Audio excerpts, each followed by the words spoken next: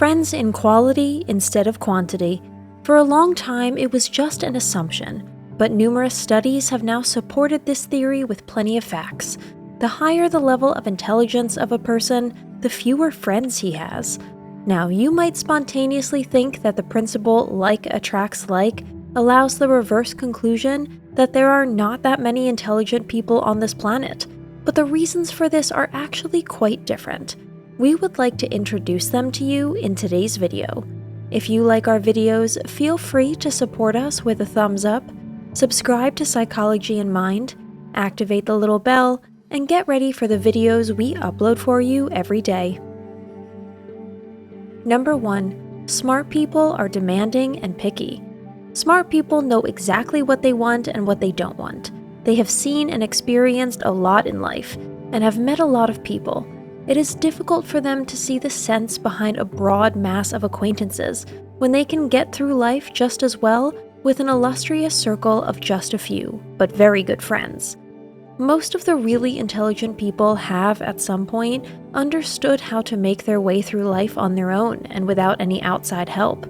They are neither dependent on others, nor do they want to be in their debt. They know very well that it means much more to be able to rely on a few good friends than to have a large repertoire of false friends. And since fakers usually show their true colors very quickly anyway, intelligent people can easily recognize them in time to steer clear. Those who have made the decision for themselves to be sophisticated rather than unhappy can save themselves a lot of trouble and, conversely, will not fear missing out on the most important people with this attitude. Number 2. Smart people would rather be alone than in bad company. One enormous advantage that smart people get from life is that they can spend time alone very productively. It's easy for them to occupy themselves in pursuit of creative hobbies or their varied interests. They don't need other people for that.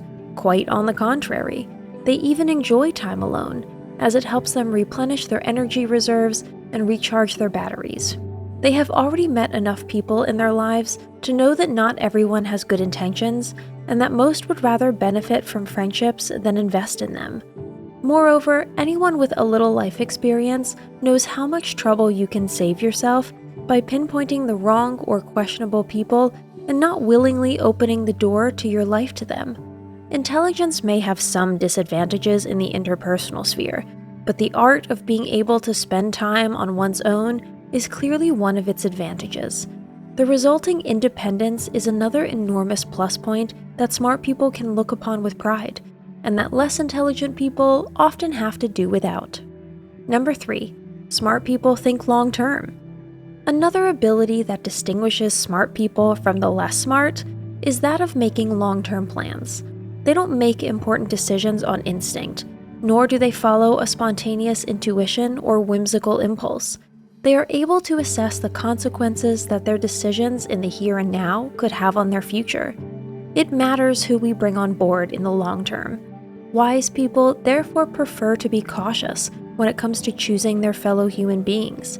It's not uncommon to regret rash acquaintances. In some encounters, unfortunately, it is also foreseeable from the outset where the common journey will lead, and that this path will not be equally pleasant and enjoyable for both sides. However, there are of course also people who choose their environment very carefully for a completely different reason. What counts for them is their image and the impression they make on the outside world. It does not speak particularly well of them, but they select their circle of friends to suit their lifestyle, whatever they would like to represent outwardly. Such tactical maneuvers are not as rare as one might think. Many intelligent people plan their private lives at least as meticulously as their careers. It is therefore not surprising that in such cases their circle of friends is also included in this planning. To what extent we approve of such strategies is another question. Cleverness and seeming nice don't automatically go hand in hand through life. Number 4. Intelligent people appreciate what they already have. This view of the friendship dynamic might be easier for us to understand. Those who are smart choose wisely early in life and remain more than satisfied with their choices. A handful of good and loyal friends is usually indeed all we need to get through life. Smart people are grateful for all the gifts they have already received from fate in their lives. Longtime friends who have perhaps already been through one or two lows with them are accordingly held in high esteem, and do not have to share the place on their pedestal with others. You also know each other inside and out at some point, and know when to interfere or when it's better to keep quiet and just act as a listening ear. The motto "less is more" probably doesn't apply anywhere in life as aptly as it does with regard to friendship. Number 5. You are often seen as elitist and arrogant. A completely different aspect of why smart people often have to get by without a large circle of friends is their effect on other people. Even if it's not their intention, some people come across as aloof and cold, which can quickly earn them a reputation for being arrogant and overbearing. In fact, many gifted personalities find it harder than average to connect with other people. They tend to be introverted and don't want to say the wrong thing. Unfortunately, this often results in them remaining silent, and thus reinforces the impression that they consider themselves too good for this world, or at least for the earthlings present. As is well known, prejudices work in every direction. Nobody ever said smart people can escape them or are exempt from this form of judgment. Today's conclusion: better lonely than lonely together? Whatever the reasons may ultimately be, smart people usually know exactly what they want and what they don't want. After a certain age, we all have a certain amount of life experience that can be of good service, especially when it comes to choosing one's inner circle. Not everyone who wants to be our friend has good intentions. We should therefore be sure to keep a particularly critical eye on all corners. In case of doubt, it is better to be alone than in bad company.